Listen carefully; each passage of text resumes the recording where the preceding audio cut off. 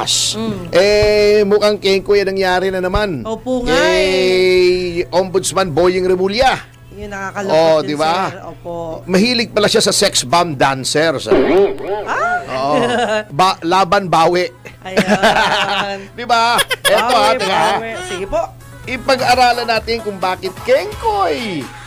Itong ginawa niya na noong makalawa ay sinabi niya, uy, yan pa lang si Senator Villanueva na tinatarget nitong administrasyon na ito. Dahil hindi nila kakampi, di ba? Sinabit dun sa flood control, pinrease agad yung mga accounts, dali-dali, samantalang yung accounts naman ng ibang nabanggit. Ang daming nabanggit. Yung accounts lang ni Estrada, ni Jinggoy Estrada at ni Villanueva ang pinrease, di ba? Ang daming nabanggit na congressman, kasama si Saldico, kasama si Martin Romualdez. Ewan ko kung na-freeze na yung assets ni Romualdez, di ba? Parang takot yata sila si Romualdez eh. Anyway, sabi niya, uy, noon nga pala, sabi ni Boying. Opo. Total, tawagin lang natin Boying. Total, yun naman ang tawag sa kanya ng media. Sabi niya, uy, meron nga palang dismissal order si Joel Villanueva. Dapat ipatupad. Okay, for context, hindi ko dinidepensahan si Joel Villanueva. In fact, mga kasama, ako ang isa, and this is on record, na sumisigaw noon na dapat ipatupad yang order na yan ng ombudsman kasi noong nagkaroon ng dismissal si Joel Villanueva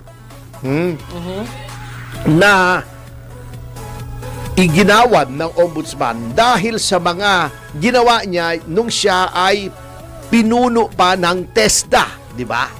TESDA pa, hindi pa bilang senador. Right after TESDA, kaya nga di ba nung lumaban siya ng senador, ang kanyang alias ay TESDAman. Di ba? Nanalo na siya ng senador. Pinapatupad ng dismissal. Sabi na Senate President, hindi ko ako sigurado hindi ko pa nare-research. Wala akong time kasi. Medyo naging busy ako. Kung hindi ako nagkakamali, si Tito Soto rin ang Senate President noon. Yeah. Sabi niya, hindi namin pwedeng ipatupad yan. Bakit? Sapagkat ang Senado lamang, under the Constitution, ang sole judge ng qualifications ng kanyang miyembro. May ini-invoke siyang ganon. At tama naman, that was the time nung may backbone pa si Tito Soto. Hindi pa siya sunod-sunuran sa speaker at hindi siya sunod-sunuran sa Malacanang. There was a time may backbone yung mama Kaya lang, habang tumanda yata, di ba, pagka nagka-osteoporosis, medyo nag-disintegrate yung backbone. Medyo humina yung kanyang buto. Buto! Kaya hindi ka ganun kanangga, di ba? Minsan, may mga tao, hindi naman lahat kasi. Marami akong alam, katulad ni Mayor Lim. May edad na, 70 plus na, matikas pa. May mga tao talaga habang tumatanda, lumalambot yung buto. Buto! Oo. So, hindi na patupad. Naisip bigla, nung naupo siya bilang ombudsman, naisip ni Pogi, ni Boying. Pogi naman talaga yan. Teka muna, hindi ba may dismissal to? Susulat ako sa Senado. Ipapatupad ko. Okay, di ginagawa niya yung sulat. Siguro may nagsabi sa kanya, kumatok. Ito yung nangyari Opo. May kumatok sa opisina niya. Yun na yan, sabi ni Boying. Pasok. Yan, di ba? Sir! Ano? Di ba ganun siya? Sir, yung pinapagawa niyong letter para i-dismiss, tanggalin sa pwesto si Joel Villanueva dahil may kaso sa ombudsman, may dismissal order ng ombudsman. Hindi na po natin pwedeng gawin. Bakit? Sir, dismiss na pala yung kaso. Etong sabi ni Boyong, okay, di na pahiya siya. Hindi, sabi niya, sikreto na lang natin. Hindi niya sinabing sikreto. Ganito ang nangyari. Okay. Hinarap niya ulit sa media, uy! Meron na palang dismissal. Di pahiya siya Isang ang kwek dyan. Yan, para kay Boying. Yung kwek. Ayan. Yun ang nangyari kay Boying. Kwek moment yon. Naku, dismiss na. Nasabi ko na, pati dismiss ko. Teka, hanap tayo ng palusot. Eto, humarap siya sa video. Binabawi ko na, dismiss na pala. Hindi ko alam na dismissed. Secret, dinismiss nung dating ombudsman. Oh.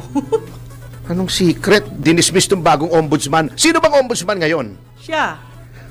Sino bang may hawak ng lahat ng records ng Office of the Ombudsman ngayon? Siya pa rin. Ba't hindi niya alam? Hindi niya tinignan? Ayun. Hindi man lang niya inutos. Hoy! Hoy! Tignan mo nga itong records ni Joel Villanueva. Ano ba to? Alam ko may dismissal to Di sinagot siya ng mga taong matagal na roon. Yan ang nangyayari talaga kung hindi karapat-dapat ang ombudsman at binraso lang. Wala siyang pakialam na gawin ang maayos ang trabaho niya kasi ang gagawin lang niya, yung mission niya. Opo. Kasi yan, ang talagang deal dyan, babrasuhin ko yung pag-appoint mo by hook or by crook kahit bumaliktad. Mawasak ang institusyon. Malabag, hindi lang bend the law, break the law. I-appoint kita dyan, basta tirahin mo yung mga kalaban natin. Yes, sir! Yan ang mission talaga dyan Obvious naman Huwag na tayong maggaguhan dito. Yung iba, dinidepensa pa May mga ibang komentarista, ubod pa ng depensa kay Remulla Wala na tuloy nakikinig sa kanila. Wala akong pinatatamaan dito. Anyway, sabi niya, secret! Secret! You have custody and full access to the entire records of the ombudsman. Ikaw ang ombudsman. Ang tagal na rin, 2 weeks na ba? Yes. Hindi mo alam na na-dismiss. Bago isisisihin mo yung dating ombudsman, Boss Boying. Kaya hindi po nag-a-appoint ng politiko sa Office of the Ombudsman para hindi politicized yung office. Anong ibig kong sabihin? Hindi po trabaho ng ombudsman na maging popular o magpapogi o mag-disseminate ng information. Ang trabaho lang po niyan ay magtrabaho laban sa graft and corruption. Pag may na-dismiss, i-dismiss. Pag may na-file, ipa-file.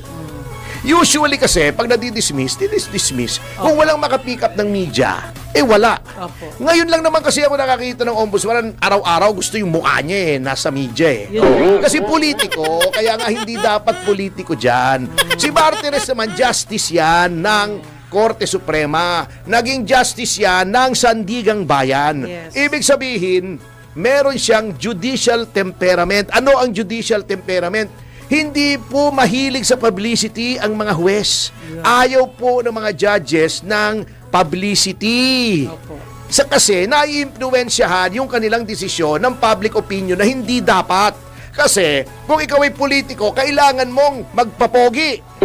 Kahit hindi ka pogi. Hindi ko sinasabing hindi pogi si Boying Pogi. Kaya nga tawag natin si Pogi di ba? Opo.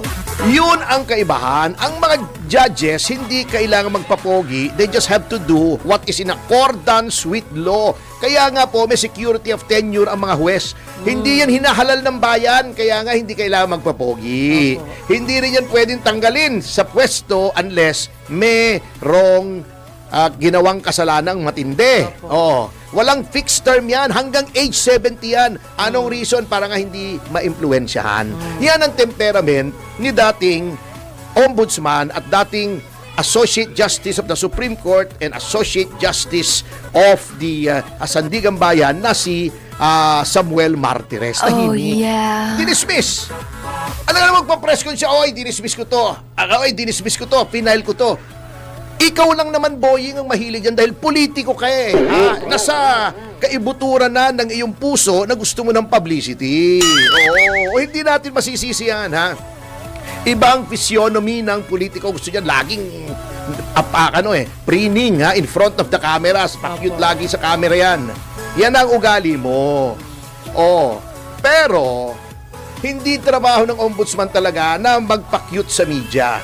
Kung na-dismiss yan, trabaho ng media na tignan kung ano nangyari.